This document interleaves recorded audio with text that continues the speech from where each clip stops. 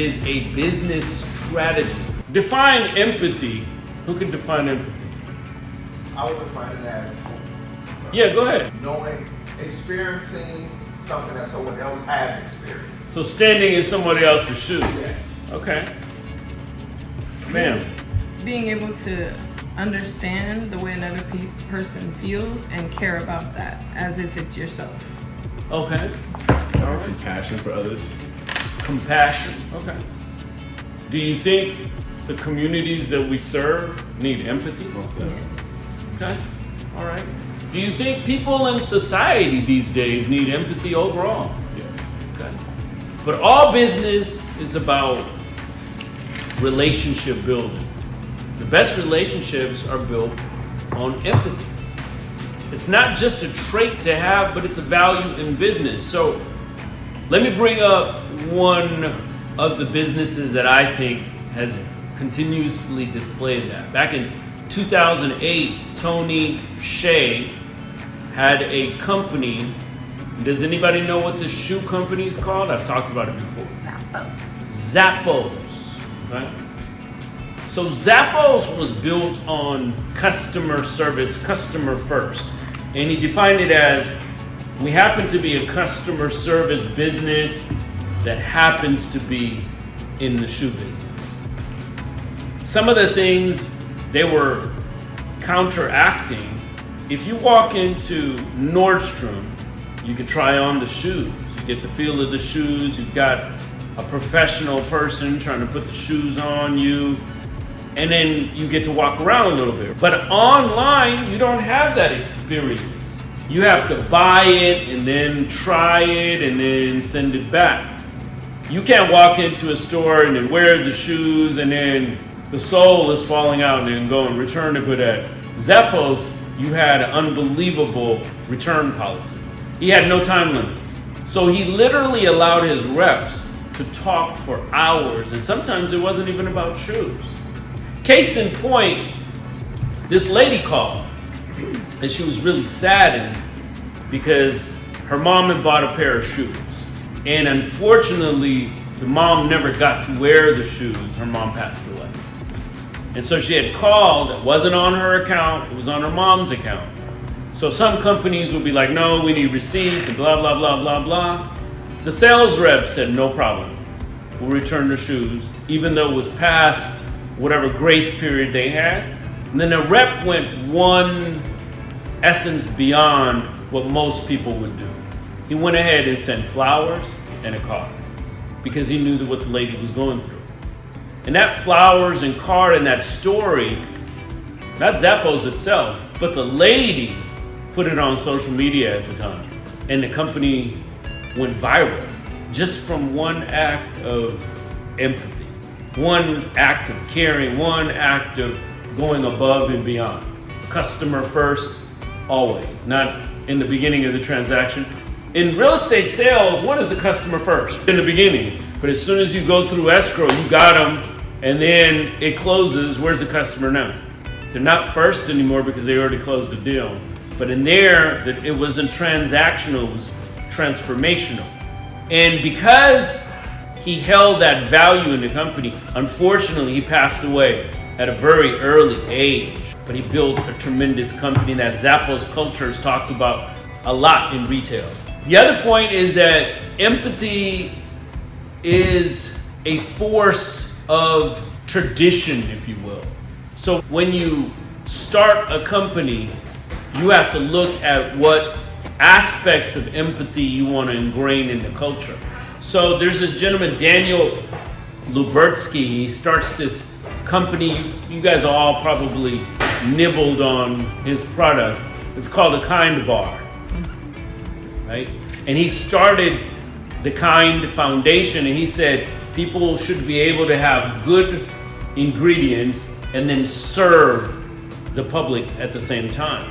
And so they always use the freshest ingredients with purpose. But beyond that, he started a foundation called Empathico, or empathy as it is.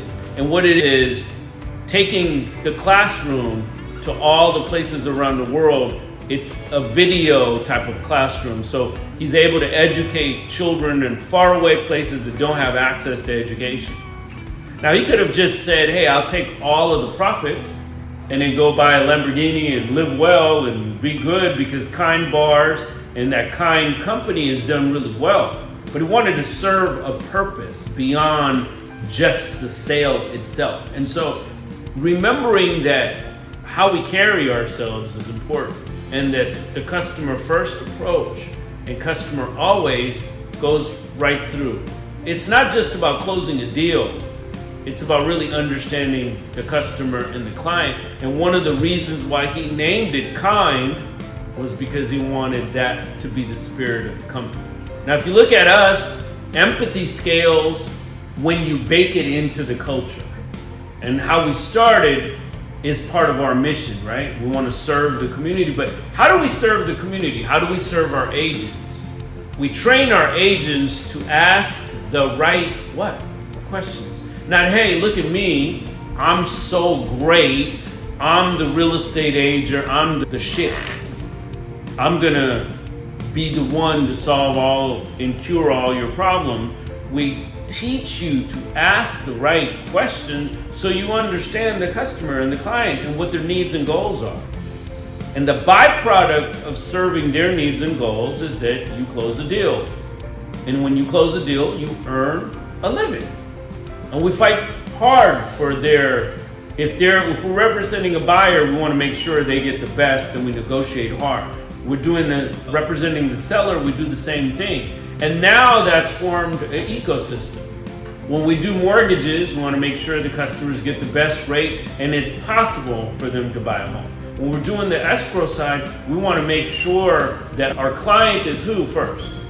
The real estate agent, and then their clients. So we want to make sure that we're doing the best job possible and understand their needs by staying in communication all the time. So understanding that culture is always built from the top down. And you as CEOs of your own company, of your own enterprise, of your own product, of your own service, have to understand that it's the culture that you set. You can't have a 5-star brand and have 2-star empathy. You can't just wing it here and there. You really have to be tied to the concept that empathy is not just a soft skill. It's about closing deals with it.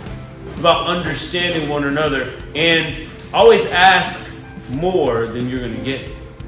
That's how you build culture over time. What happens if you don't listen? What happens if you don't serve? Can you still get results? Not good ones. Or you won't have longevity.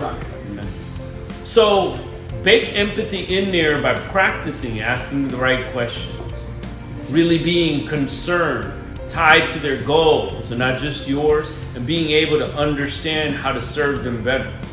And that's how you get empathy, and that's how you get customers for life. You want lifers. You want them to recommend everybody they know. Remember, going back to that one story, you think that customer that got a card and some flowers because her mom died is going to represent and recommend the company to other people? So that Zappos theory is going to be alive just based on what one person did. You guys are a reflection of the extension of the company. So every time, even when nobody's looking, not attempt to serve, but serve with your best empathy forward. Does empathy take practice? Absolutely it does. I'm going to share with y'all how in my growth, Accelerate, I used to rip contracts up. If you miss 3, there's numerous people that missed all kinds of stuff. We're gonna go back to the table, recategorize that because I wanted growth. And I wanted people that opportunity to grow into their roles rather than being punished for missing 3. So you always have to continue to adjust and continue to value the fact that you are trying to understand the customers that you serve. Are you ready? Yes! Are you prepared? Yes! Lastly, unlimited is a state of mind. It's going back to the table and doing better each time. It's looking at each deal, each contact, and saying, how can I do better every single day. And sometimes you're going to be defeated. Sometimes you're going to want empathy yourself. You have to have empathy yourself in order to give it. So, are you unlimited? Yes! One more thing. When you guys are doing your input for accountability, especially the people that have gone through Accelerate, don't just put numbers up. Make sure you're really connecting with the people when you do it. So each phone call isn't like, next, I'm going to discount what they're saying on the other side. Find out more, and the more empathy you have, the stronger bonds you build.